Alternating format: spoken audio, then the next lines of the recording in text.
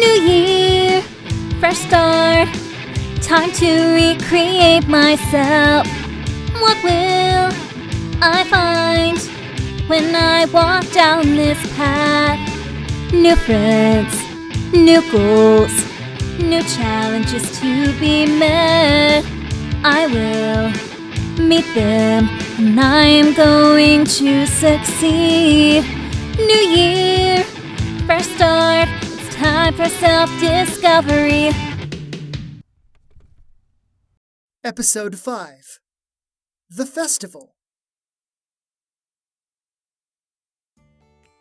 Noah walked into the classroom, but stopped as soon as he saw his students. Not a single student acknowledged him. They clustered together in small groups at various places in the room. No one was on their cell phone, goofing off. No one was having idle chatter. No one was off task. Instead, they were all engaged and busy. Why couldn't they be this diligent when there was actual classwork to do? Despite this, Noah grinned to himself as he set his briefcase on the teacher's desk at the front. Greetings, class. Is everyone excited about the school festival? Only a few students glanced up at him, but they quickly returned to their tasks. Right then. Noah sat down at the desk and watched the various groups interact. One of the student groups worked on either laptops or cell phones, and they directed information at other students who furiously wrote down things on either notebook paper or laptops.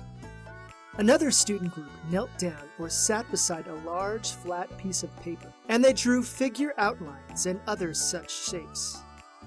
A third group, the one closest to the teacher's desk, spoke to one another, and the topics of conversation related to outfits and costumes. Noah rose from his seat and approached the third student group. So, tell me what your class project is. One of the students looked up at him and smiled. Well, since there are mostly demons in this class, we'll be doing a history presentation about the most influential demon figures since the Bright War.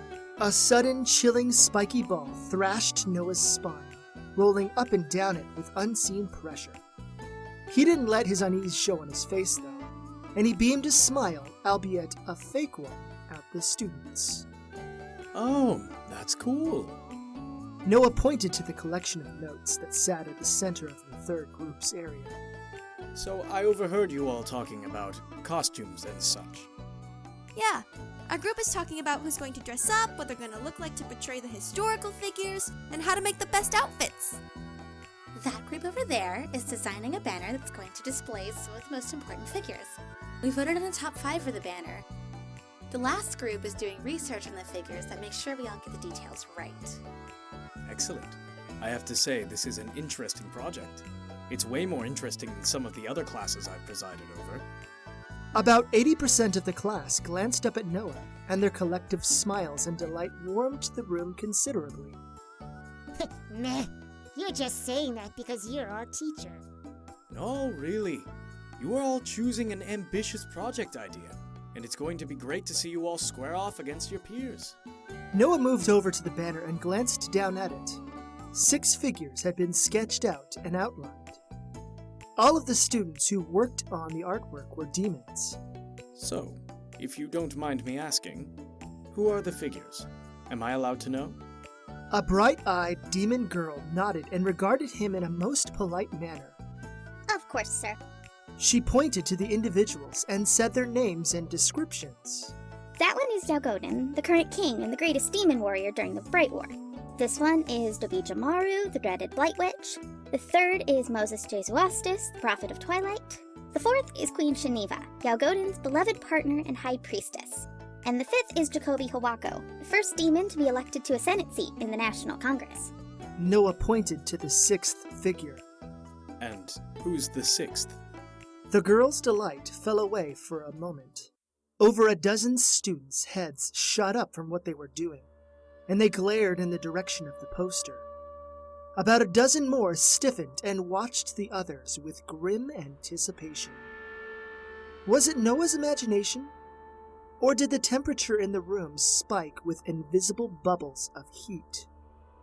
One of the girls, a demon student to be exact, wandered over to the banner. As soon as she saw the 6th character sketch, she scowled at the other demon student who was obviously responsible for the artwork. We voted not to include him. A male demon student working on another figure on the banner stood up, and his face contorted in fury-enticed discomfort. It would be stupid not to include him. He's one of the most influential people on Hellos today! Another male demon student from across the room stood up so violently that he knocked over his desk. But this is a historical project about the most influential demons in Hellos history, not in current affairs. And we voted not to include him. Majority rules. Hey now, you don't need to scream. Well, let's vote again. We should include him. Victor Donaldson's going to be the next king. One of the male demon students stood up and pointed to the female demon student who just spoke. Treason! Do you want to die? 'Cause saying shit like that is gonna get you killed. Hey! All of the demonic students started yelling at once, while the students who were mage-bloods, devils, or something else just sat incredibly still, with their eyes averted from the demons. Once more, Noah yelled loudly, trying to get their attention. It failed. Magic pooled in his throat, but before he could roar with an amplified voice, a screechy, ragey female voice cut through all of the conversation. It had magic amplifying its volume, and even Noah winced a little under its thunder. Kazuna Miyoshi stood in the doorway to Noah's class with both hands on her hips. Her eyes were bathed in Hellos fire, and her mouth formed a wolf-like snarl. Shut up! The entire class fell silent, and everyone watched Miss Miyoshi with petrified eyes. Even Noah felt unnaturally unnerved by the smaller, angrier demon teacher. Miss Miyoshi pointed at Noah. What the hellos is going on in here? Why did you let them get that out of control? I tried to quiet them, but they got so out of... No excuse. You're disrupting other classes, including mine. That's unacceptable. Do better. She pointed at one of the demon students. What's the problem? Explain. Now. Noah licked his lips a little and then clenched his jaw. He averted his eyes for fear of igniting another vicious tirade from Miss Miyoshi. It hadn't been his fault. He really tried to wrangle the students back into civility. The student who was selected by Miss Miyoshi swallowed hard. We were just having a disagreement over who should be included on the banner. The banner? She waltzed over to it and studied each of the figures sketched out. She even briefly said their names, as if it were obvious who they were supposed to be. However, she paused once she got to the 6th individual. Her eyes narrowed. And who is that supposed to be? A student who was drawing on the banner minutes before averted his eyes as he said, Victor Donaldson. Miss Miyoshi's eyes narrowed and she slowly formed her hands into fists. Is this why you were all fighting? No one said anything. Miss Miyoshi turned a cruel eye on Noah. Is this why they were fighting? Yeah. A dozen students sent hate-filled glances at him. Someone said something about him being the next king, and then... And with the speed of the wind, Miss Miyoshi whirled back around and glared at the demons in the class. Are you all fucking serious? You're bringing up that bullshit here? The demons lowered their gazes in shame. Even though the devil students were not involved, they also lowered their eyes in solidarity, or so it would seem. The mage-bloods, on the other hand, openly gawked with hungry, excited eyes, but closed mouths. Now was not the time to show any sign of amusement. Noah simply remained still, and he hoped that Miss Miyoshi forgot he existed. Don't you dare embarrass us, or I swear by every inch of Hellos, I'll make you all regret it. I don't care if you're pro-Yalgoden or pro-Donaldson, you keep that political bullshit to yourselves! The school festival is not a battleground for your political ideologies. After a moment, she turned to Noah. If they give you any more issues, you come get me. Troublemakers will be dealt with. Miss Miyoshi left the room, and for the rest of the class hour, not a single student, or even Noah himself, broke the silence. Hey there. Demi came over and leaned on Noah's desk in the teacher's office. So, how are your classes going today? Okay, I guess. I heard that Miss Miyoshi had to intervene in one of your classes. Oh, you heard about that, huh? Everyone heard about that. Hellos, everyone heard it. At least the initial shut up. Demi reached out and gave Noah's shoulder a little squeeze. Hey, are you doing okay? Yeah, I'm fine. But are you really? Look, it's totally normal and acceptable if you're feeling bad about it. You'll have to just forgive Kazuna. She can be very intense when it comes to demons. Hey, so what happened? I don't want anyone to get in trouble. Oh, no one is getting in trouble, especially if what I heard happened actually happened. I just want to hear it from you first. Well, it started off with the other students arguing about who to include on a banner, and they all started fighting after that. Uh-huh. Were there any names that were thrown out, especially? Victor Donaldson was mentioned. Oh, well, that figures. So who is Victor Donaldson? I'm not familiar with the name. Oh, yeah. Well, then that shrinks the pool considerably. Oh, well, I lost. You lost? No. It's not important, I promise. But there is this massive betting pool among the other teachers, mainly about what you are. I bet that you are a demon who is really good at concealing your true nature. But if you don't even know who Victor Donaldson is, then there's no way you could be from Hellos. I know you're not a devil. Wait, are you being serious, or you're just messing with me? I'm totally not messing with you. Most of the teachers believe you're just a mage blood, but there are others who aren't so convinced. Her eyes widened, and they flared with childish joy. Oh, don't tell anyone you know about the pool. It's supposed to be a secret. A deep and profound sickness festered in Noah's heart. Well, of course I'm a mage blood. What else would I be? Demi smirked. Uh-huh. Sure. Anyway, to answer your first question, Victor Donaldson is a demon aristocrat, politician, and warrior. Although he's not even past his 100 and teens yet, he currently has a seat in the demonic senate, and he's very much a pro-war kind of guy. Pro-war? Is the demonic kingdom at war with anyone at the moment? Demi narrowed her eyes for a moment. Yeah, you're definitely not from Hellos. Otherwise, you'd have known that the Bright War never actually ended. There's been a long-standing ceasefire between Hellos and Heavenos for about 150 years now. A ceasefire? Wow. I didn't know such a thing could be formed between both dimensions. I mean, I've heard stories about how intense the Bright War was. Ugh, you have no idea how bad it really was. I, for one, am glad the ceasefire happened, and I hope the war never restarts.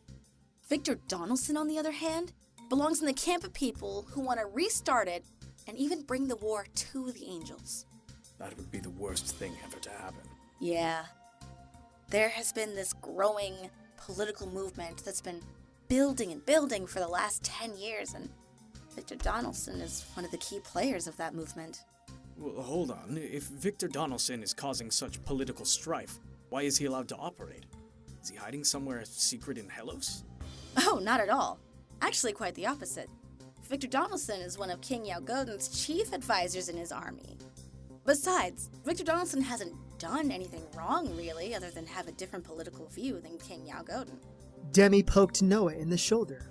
Whoa, you're being more vicious than the king of the demons. Well, I didn't mean that I... Oh, relax, I'm just messing with you. But yeah, the whole situation is rough because the Demon Kingdom is split into two factions. One who supports King Yaogodon in maintaining the ceasefire, and the one who supports Victor Donaldson and wants war. One student mentioned that Victor Donaldson is going to be the next king. Oh no, really? That's a whole other issue right there. See, some of the more radical demons under the Donaldson banner want to overthrow King Yao Godin. But, the only reason that Donaldson isn't killed right off because of that is because he publicly denies a desire to do so. Wow. And that radicalism is even present here at Arceados? Yes. The students hear it from their families, friends, and loved ones. It's only natural that they become socialized to the political extremes, too. A bell rang. Oh, I guess the next classes will begin soon. I'll talk to you later, okay? Thanks for checking up on me, by the way. Well, that's my job. Besides, I care about you as a person. She winked at Noah before she waltzed off. Noah just watched her go. Brilliant oranges and yellows stretched across the sky behind the looming buildings surrounding Arceados Academy. A wild energy saturated the air, and every time Noah took in a breath, his insides tingled with a hint of electricity. As nervous as he had been for the first meeting with his students, this seemed way more monumentous. Noah stood out front of the school doors, and he smiled wildly. A large crowd moved toward him, filled with both Academy students and their families. Many of the younger and newer students beamed with infectious anticipation, while some of the more seasoned students donned masks of apathy. Most of the latter group still had barely noticeable sparkles of delight as well, although it was probably uncool to reveal such emotions when their younger classmates were so close. Noah bowed, greeted students and their families, and gestured for them to enter through the front doors. While most of the students appeared somewhat familiar, most of them became indistinguishable amidst the living river rushing past him. A young woman wearing a blue hijab moved up to him, followed by two older adults. The woman to Kachina's right wore a sparkling purple hijab to obscure her hair. The older woman's black eyebrows were finely sculpted and shaped to give her a pleasant appearance, and they hung over a pair of light blue eyes. She wore an elegant pantsuit with heels, and both her fingernails and her toenails matched her hijab. Even without heels, Kachina's female companion stood taller than Noah, and the heels made the difference between their heights even greater. The man to Kachina's left was short, perhaps no greater than 4 feet 5 inches tall. His torso was rounder, his hands and fingers were fatter, and his cheeks bunched out as if the man were actually a chipmunk, with nuts in his mouth. A thick dark brown beard extended off of the man's chin, and a white turban with an amber-colored gem stitched just above the man's third eye rested on the man's head. He wore light sandy-colored robes, and his shoes appeared to be made from golden foil. The man grinned so widely that his eyes formed tiny squints. Kachina approached him and gestured toward them. Mother, Father, this is the nice teacher I told you about. She gave Noah a small bow and then waved her hand at her parents. Mr. Cruz, these are my parents, Fatima and Farouq Al-Amin. Fatima, the woman in the hijab, stepped forward and gave Noah a piercing, falcon-like stare. She gave him a small bow, and when she spoke, her voice resonated with a deeply rich alto tone. It is a pleasure to make your acquaintance. Our beloved daughter has told us about you, although it is to my understanding that she is not in any of your classes, yes? That is correct. I'm not lucky enough to have her in any of my classes yet, but maybe one day I will. So how is it you met my daughter at all?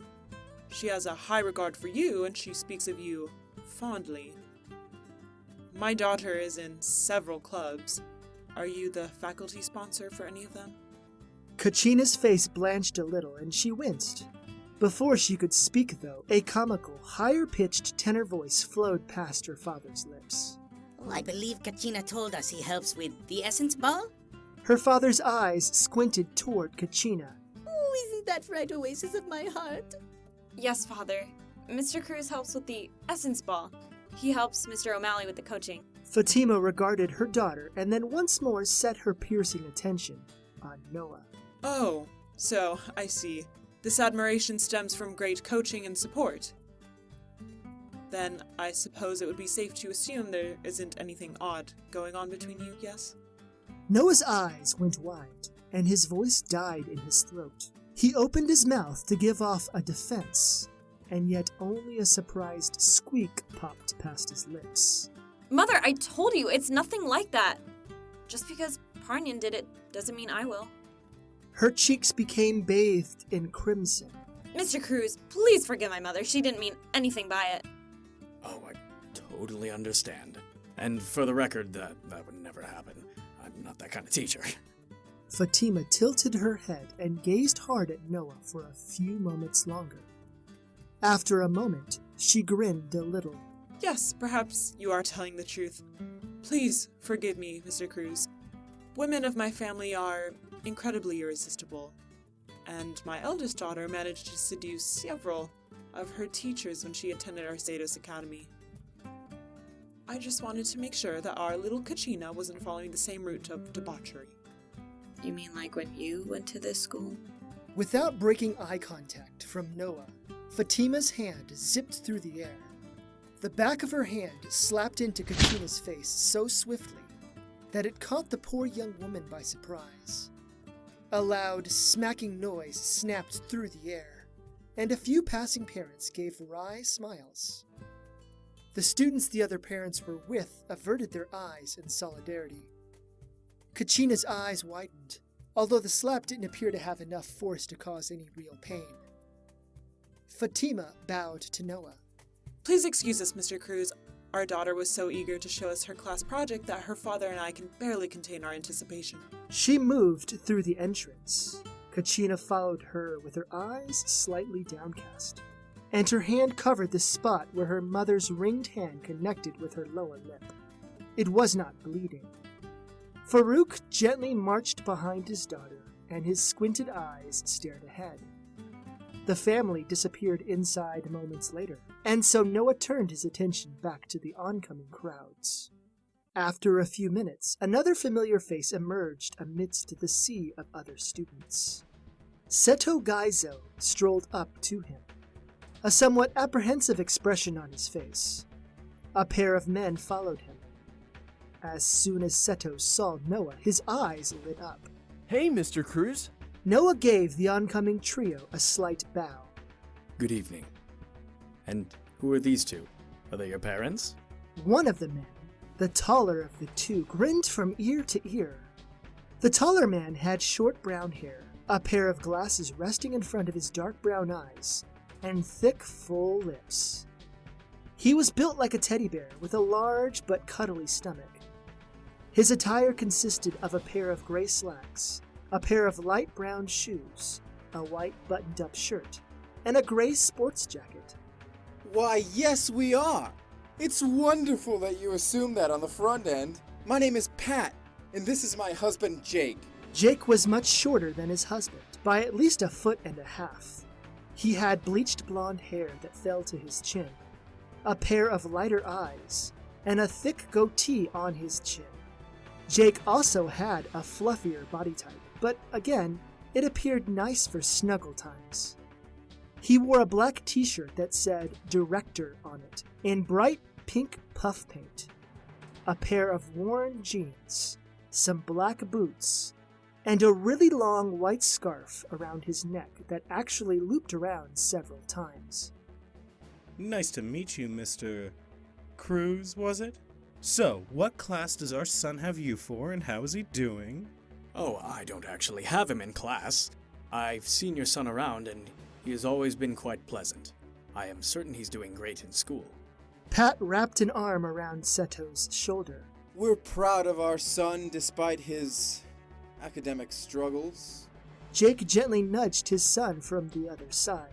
Yeah, well, we all have our strong suits, and he'll find his one day. Seto's face grew bright red. Dad! Jeez! Let's go! Seto wiggled out from one of his dad's arms and moved toward the front door of the school. See you later, Mr. Cruz. Pat and Jake lingered a moment longer and grinned at the back of their son. He does his best, but the poor kid doesn't have a head for some of the more advanced arcane subjects. Lately, he's been really interested in swordplay, though. Oh, yeah? That's interesting. Pat locked gazes with Noah, and a discerning sparkle resonated in his irises. Yeah, it was a crazy thing too. One day, just out of the blue, he gets this sword. He wouldn't say where he got it, only that it was his. I caught him practicing on the roof of our apartment building. Maybe he should join a club. They have a few combat clubs that would help him improve if that's what he's interested in. Dads! Come on! A wily smile covered Pat's face, and he followed Seto without saying another word. Jake followed a moment later, but he grinned at Noah as he passed. Noah turned his attention back to the crowd, although he didn't notice anyone else from his classes. One person moved through the crowd as best as they could, and the effort caused a stirring in Noah's stomach. He approached the student. It was a young female student, perhaps too young to be in high school. Her attire suggested that she attended another school, because although it looked like a school uniform, it had the wrong colors. She wore a bright green plaid and black dress, with a black suit jacket. The young girl sat in a magical floating chair that resembled what a wheelchair would look like sans the wheels. A glowing magical orb in a sealed glass encasing was attached to the back of the chair. The girl's hand was on a small device, and it obviously controlled the chair. The bottom of the chair hovered 6 or 7 inches from the ground, which placed the girl's eye level with Noah's chest. She had tan skin, long golden wheat-colored hair, and soft shimmering blue eyes. Excuse me. May I help you, miss? The young girl stopped her chair. Her eyes widened, and she frowned significantly. Help me. I'm not in trouble, am I? Oh, no, I just saw you trying to get through the crowd with your chair. That is amazing. I have never seen anything like it. I hope you don't mind me staring. My chair? My sister made it for me because of my condition. I love it. Thank you for your concern, mister, but I'm all right. I'm just here to meet my sister. Oh, is she a student here? The girl giggled, but her body sat completely still in the chair. She opened her mouth to speak, but another older voice cut her off. Doma, is this man bothering you? Noah shifted in his stance to behold the speaker, and he stared right into Miss Montbella's eyes. A cold, piercing expression dominated them. No, sister. He was asking if I needed help, and I was telling him about my chair. Miss Montbella strode past Noah icily and placed her hand on the back of Doma's chair. Come on. Let's go. Am I in trouble? Of course not, sweetheart. But what have I told you about talking to strange men? That I shouldn't do it. Right. Together, Miss Montbella and her sister Doma moved inside. Noah just watched them go. He was about to resume greeting more students and their families, but Gregor stepped up to him. Gregor's mouth was curled and compressed into a barely suppressed smirk. What's so funny? Sorry, man. It just seems you're really good at pissing off the lady teachers. Gregor gestured over his shoulder with his thumb. Miss Montbella is very protective of our little sister. The poor thing is defenseless and vulnerable in that chair. What happened to her? Doma mentioned she had a condition. Gregor's eyes widened a little, and then he glanced around. The students and parents all gazed toward the school entrance, and the other teachers out front had their attentions on the incoming traffic. Gregor stepped closer to Noah and whispered into his ear. Okay, so listen. Miss Montbella's sister is a carrier for the Montbella curse. And that's why she is like that. The Montbella curse? Gregor narrowed his eyes for a moment. You don't know about it? Seriously? It's the result of one of the most devastating mage-blood feuds in history. Every mage family knows about it. Or at least they should. I guess your family never talked about it then. Noah just stared into Gregor's eyes as the silence sank in. Right. Well, about 200 years ago, there was supposed to be this political marriage between the Montbellas and the Capudans, which are two very prestigious mage-blood families. Granted, the Capudans were, and still are, the most powerful of the two. Something occurred, and it caused a massive blood feud that lasted 28 years. Once more, Gregor scoped out their surroundings. A son of the Montbellas was supposed to marry a daughter of the Capudans. However, before the wedding took place, the Montbella's son ran off with a demon girl. The Capudans took great offense and retaliated with violence and magic. Damn. And so how did the Montbella curse come about? The matriarch of the Capudans hunted down the son of the Montbellas and used him in a terrible ritual. I didn't know the specifics exactly, but a curse was placed on the genetic code of the Montbella family. And once a generation, several members of the family are burdened with magical paralysis and constant suffering. Miss Montbella's sister is cut off from using magic at all, and so she is a ward of her family. What did the Montbellas do in return? Nothing. The matriarch of the Capudans threatened to do much worse if the Montbellas didn't stop the war and sign a ceasefire. Incredibly distraught, the Montbellas gave up. Noah averted his eyes for a moment. So that little girl is suffering. That's terrible. Is there a cure? A means of dispelling the curse? Hey, beats me, man. The Montbellas have been trying to find one since the curse was placed on them. At this point, the only ones who could lift the curse would be the Capudans, but they publicly refuse. Gregor stepped back and then spoke normally. Anyway, your shift as door greeter is done. I'm taking your spot. Feel free to go. Go and enjoy the exhibits, all while watching out for anything odd. Right. Noah moved toward the front doors as his mind buzzed with burden. A great roar of cheers and shouts blared into the crisp, cold night, coming from inside the school. No doubt the battle of classroom projects and exhibits had begun, and each student was determined to make their presence known. Noah smiled as he peered up at the dark black sky above him.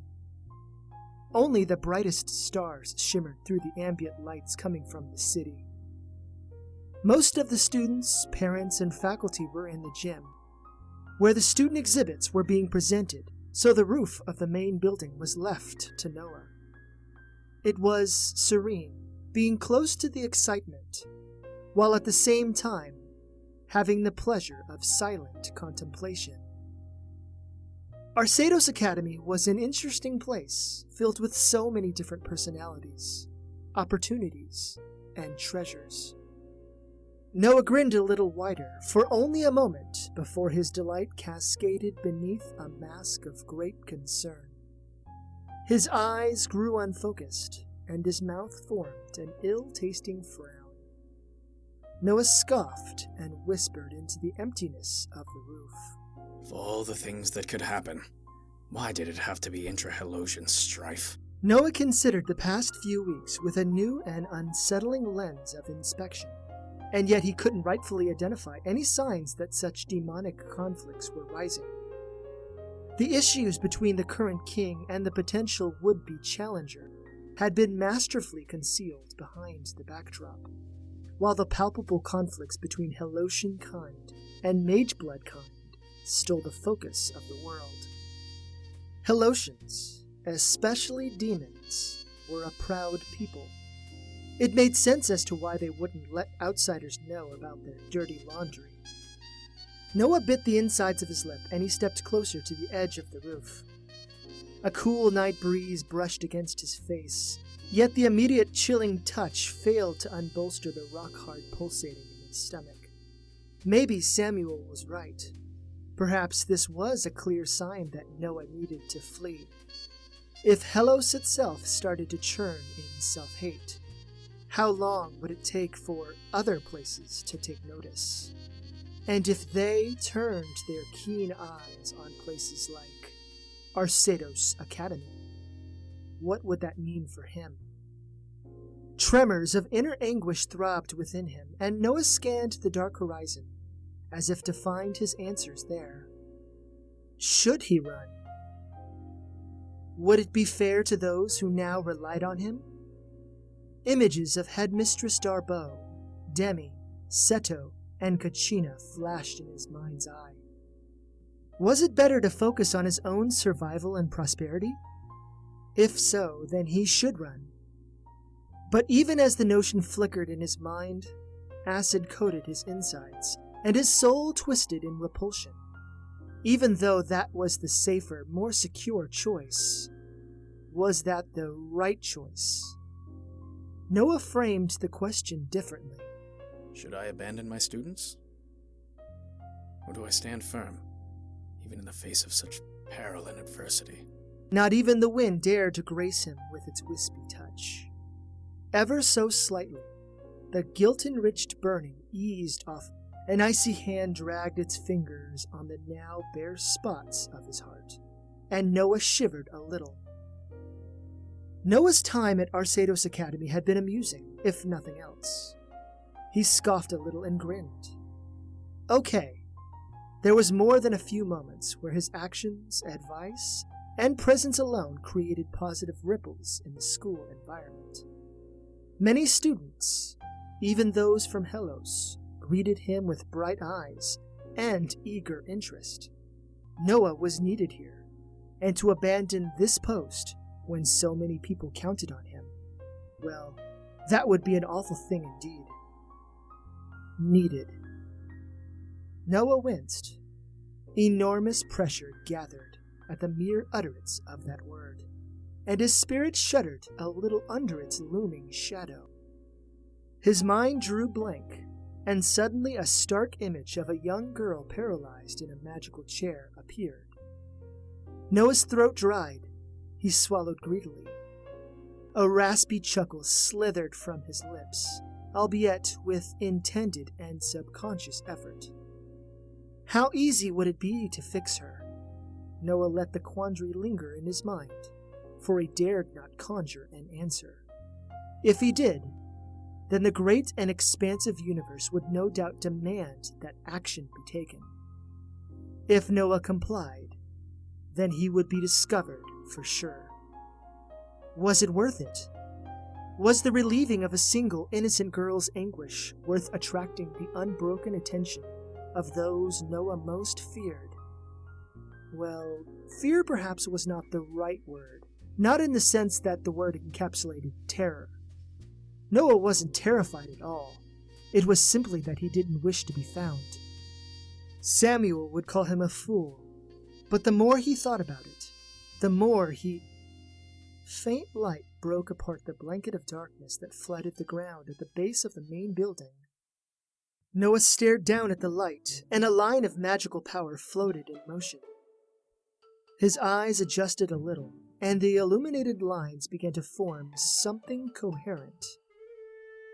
A figure stood before the lines that were quickly becoming a symbol, or some kind of sigil. Arrogant little bastard, graffitiing a school during its festival. This generation certainly has balls. While he had multiple ways of accomplishing the same task, Noah chose one that was the least distracting. He spoke in his native tongue and wove a spell around himself. A plethora of bright white bubbles of energy swirled around Noah's body, and he leapt off of the roof. The bubbles swirled faster around him, and rather than plummet fiercely, Noah glided down with sophisticated grace. The figure, who wore a black cloak and hood, stopped with making the symbol and gazed back at Noah. Noah yelled when he got closer to the ground where the figure stood. Hey, you! Stop right there! Defacing school property is against the— Noah reached out toward the figure, who was now running away. Wait! Stop! By the time that Noah had landed softly on the ground, the figure had departed. Little bastard. He regarded the symbol. At first, Noah just studied it. Clearly, this wasn't just a symbol or lazy, disgruntled message for the masses to see. The lines that the person had laid down were elegant, flowing, and Noah's eyes widened. It was an Arcanite sigil. No, it was more than that. Dread punched Noah's heart over and over, but the more he traced the lines with his eyes, the more he knew. This was a spell. Based on the small inflections, curves, and straight lines within the sigil, it wasn't a simple one either. Noah pulled out his cell phone, pressed the right contact name, and then hit call. After a moment, a delightful voice picked up. Hey, Mr. Cruz, where are you? You're missing all the fun. Miss Vaughtheis, I think we have a problem. What do you mean, a problem? I noticed someone tracing a symbol on the side of one of the buildings. I'm fairly certain it was a spell of some kind. A spell? You're saying you stopped someone from tracing a spell on one of the buildings?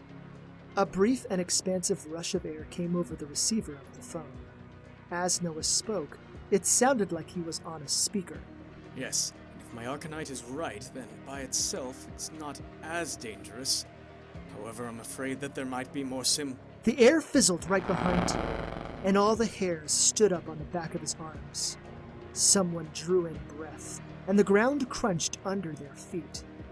Noah's stomach dropped into his groin, and a winter-like seriousness took over him. Magic flowed into his right hand, and a moment later, he held Ie in his grasp. As he turned around, he poised the tip of the spear to surge forward. A hardness had taken refuge in Noah's eyes, but they softened when he met Headmistress Darboux's stern and unwavering glare. Put that away before you hurt yourself, Mr. Cruz. The Headmistress walked past him right up to the symbol traced on the wall. Wiggling shame festered on Noah's gut, and he allowed Ie to disappear. He really had to start adding other weapons onto himself, just in case. Headmistress Darboux let out a hefty sniff through her nose. You are correct in your assumption, Mr. Cruz. This is both a spell and a smaller part of something more diabolical. How did you come across this mysterious spell weaver? Noah gave her a small smirk that failed to hide his discomfort. I was, on the roof thinking and getting some fresh air. The roof? Well, it was quite fortuitous that you were out here when you were. She reached out toward him with complete authority in her gesture, and she held her hand out expectingly. Your phone, Mr. Cruz. I beg your pardon? Your phone, Mr. Cruz. May I please have it? Miss Vaughtheis is still on the line, I presume. Oh! Noah glanced down at it, and sure enough, it was still on the call. As soon as Noah handed it over to Headmistress Darboux, she brought it to her ear. Miss Vaughtheis, please recruit several other members of the faculty and discreetly search the entire premises for any additional sigils. Mr. Cruz and I will scour the exterior of the school. Meet me on the roof once your search is complete. Headmistress Darboux handed Noah back his phone and then gestured back over his shoulder. I will handle this sigil. Please start in that direction, and I will meet you on the other side of the building.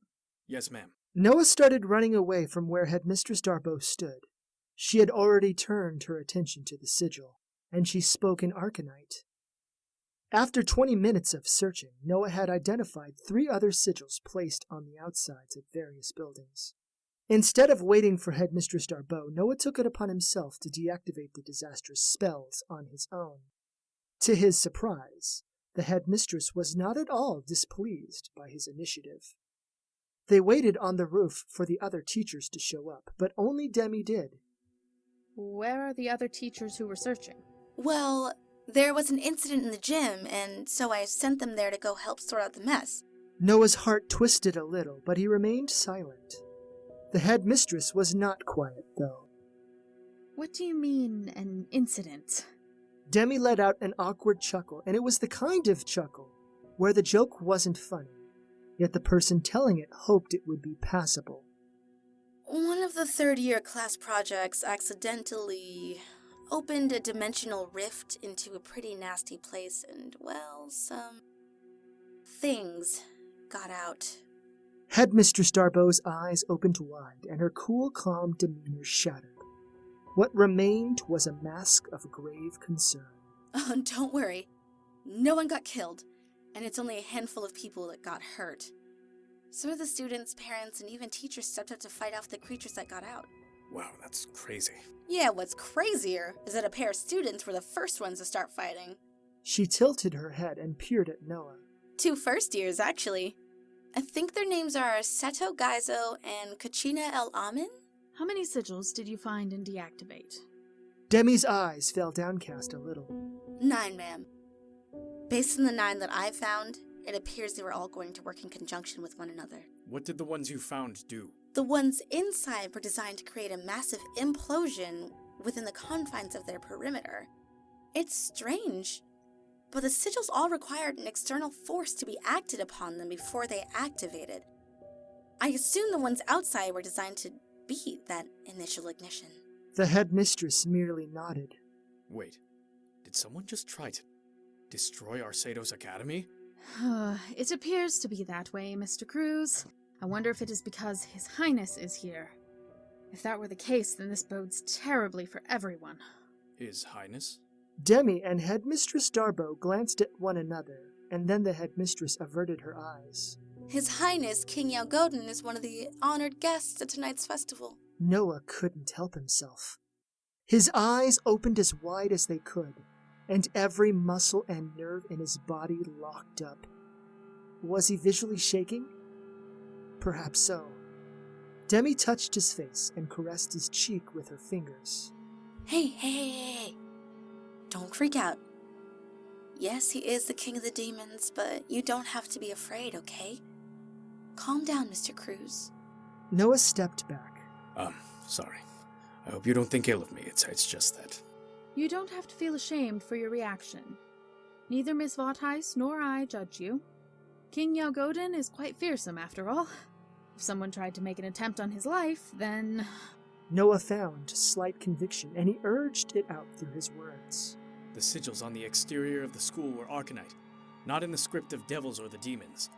What were the sigils on the inside composed of?